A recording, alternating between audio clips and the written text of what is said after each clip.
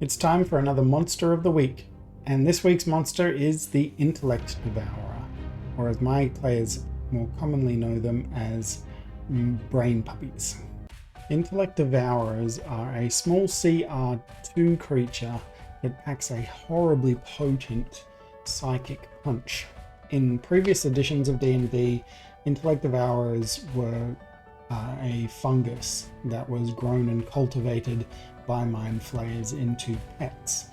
But in more recent editions of Dungeons & Dragons, aka 5e, Intellect Devourers are created by mind flayers from the brains of their victims. It isn't necessarily written in their statistics, but an Intellect Devourer is widely regarded to be a part of a mind flayer's hive mind. They also have a detect sentience trait, which allows them to detect the location of a creature with intelligence 3 or higher within 300 feet. This makes them an incredibly useful scout for an illithid colony. It's unlikely that an Intellect Devourer on its own will approach a party of adventurers unless it significantly outlevels them.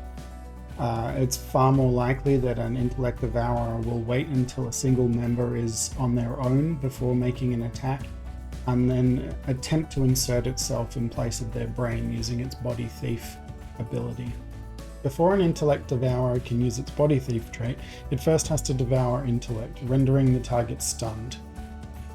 Once it has the target stunned, it can then initiate an intelligence contest with that player, and upon succeeding that, it can teleport into their skull and take the place of their brain, controlling their body and consuming all of their memories up until this point.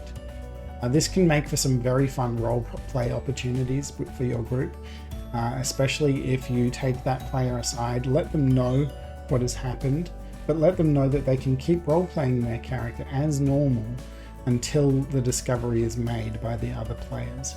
Now, for you DMs, running an Intellect Devourer in an encounter with your players can be a little bit hit and miss. They are quite soft. They only have an armor class of 12, 21 hit points. To any decently leveled party, that's one hit. They can probably hit it on a 3 or higher on the dice. So these things are going to drop really quickly. With the caveat, of course, that they do have a damage resistance to bludgeoning, piercing, and slashing from non-magical attacks.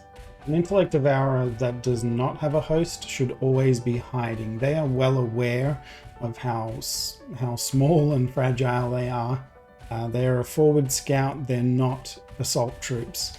So they should always be hiding up in a dark corner of a room and then attacking with psychic attacks, attempting to overwhelm a single target with psychic power, and then its priority is to get itself a body. Once an Intellect Devourer has a body, it is then going to be far more willing to engage and prepared to fight to the death. All of this being said, an Intellect Devourer's stat line is pretty meek. They have a strength of 6, dexterity of 14, constitution 13, intelligence of 12. There's really nothing exceptional in their statistics, and they would know this. They are purely their Devour intellect ability. That's their bread and butter.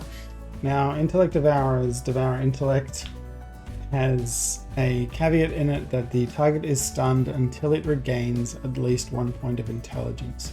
Now, it doesn't exactly specify how to regain that intelligence, so that's probably up to the DM. I allow the character's intelligence to come back over a week. I find it gives you a reason for your other players to engage in some downtime activities, draw out, increase the length of time spent in a campaign, give a chance for monsters to respawn in the dungeon or whatever you want to do.